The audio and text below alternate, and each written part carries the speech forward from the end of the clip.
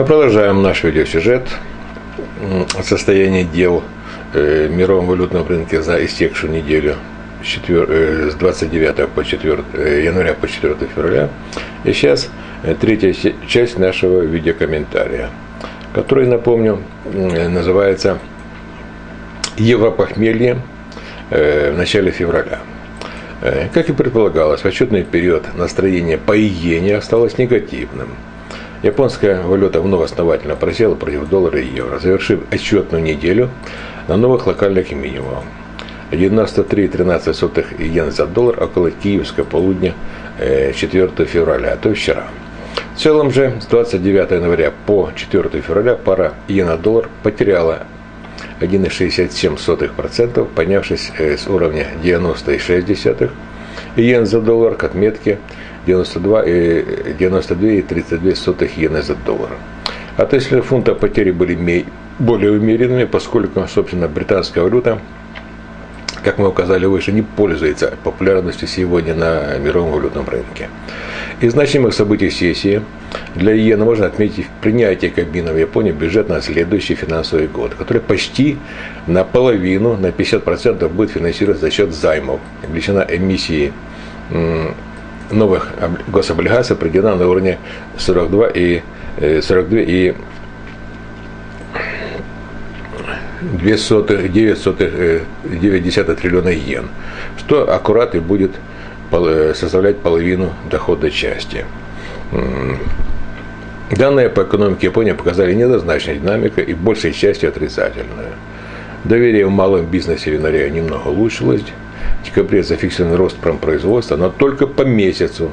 По году остался минус 7,8% на год года. Число новостроек и строительные заказы немного выросли. Однако безработица в декабре увеличилась на 0,1%, а расходы домохозяйства вылились в отрицательную зону.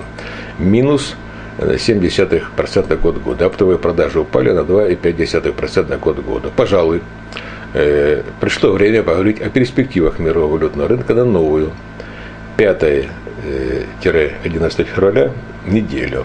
На грядущей неделе участники планетарных финансовых рынков будут, как говорится, переваривать данные по рынку труда Америки. Макроэкономическая статистика США в последнее время носит достаточно позитивный характер, и мы ждем сохранения данной тенденции на новой пятидневке. Фокус внимания инвесторов может попасть данные по индексу менеджеров по закупкам в сфере услуг, которые будут опубликованы сегодня, 5 февраля в 17:00 Киева. В целом, думаю, неделя будет менее напряженной в плане обилия новостей из Америки. По сути, внимание рынка может быть концентрировано лишь на индексе ISM, о котором мы сейчас говорили, для непроизводственной сферы за январь, который ожидается с понижением до 55,2 с 56,1 пунктов ранее. Индекс экономического оптимизма от IVB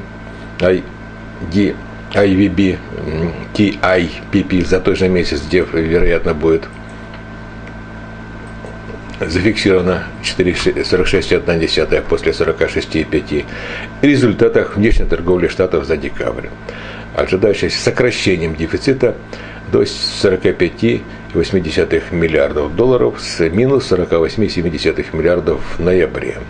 В отношении евро на новой неделе ожидается выход окончательной оценки индекса PMI еврозоны, который, вероятно, останется в показаниях о сокращении активности в январе, но в более медленном темпе по сравнению с декабрем.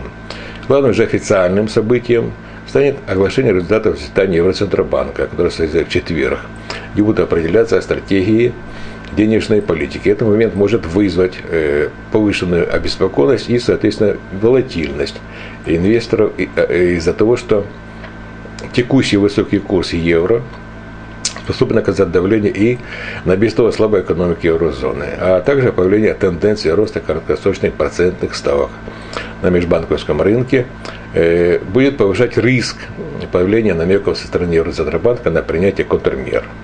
Между тем, полагаю, главное блюдо для пары евро-доллар в обозримой перспективе все-таки будет готовиться в Америке, на левом берегу Атлантики.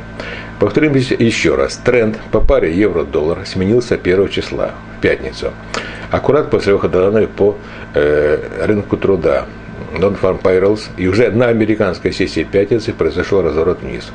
Пятница была закрыта на отметке 1,364 тысячных доллара за евро, а в понедельник пара уже падала до отметки 1,3525.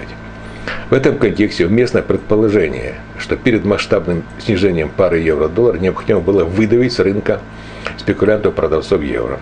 А вот теперь уже по прошествии понедельника, 4-го, можно с новой известной долей вероятности говорить, что путь к намеченному ранее таргету 1,305 тысячных долларов за евро открыт.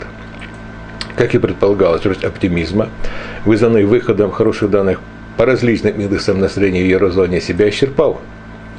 Собственно, в этом нет сенсации, поскольку де-факто реальные данные, не индекс, а, собственно, состояние дела в экономике еврозоны по-прежнему плохие.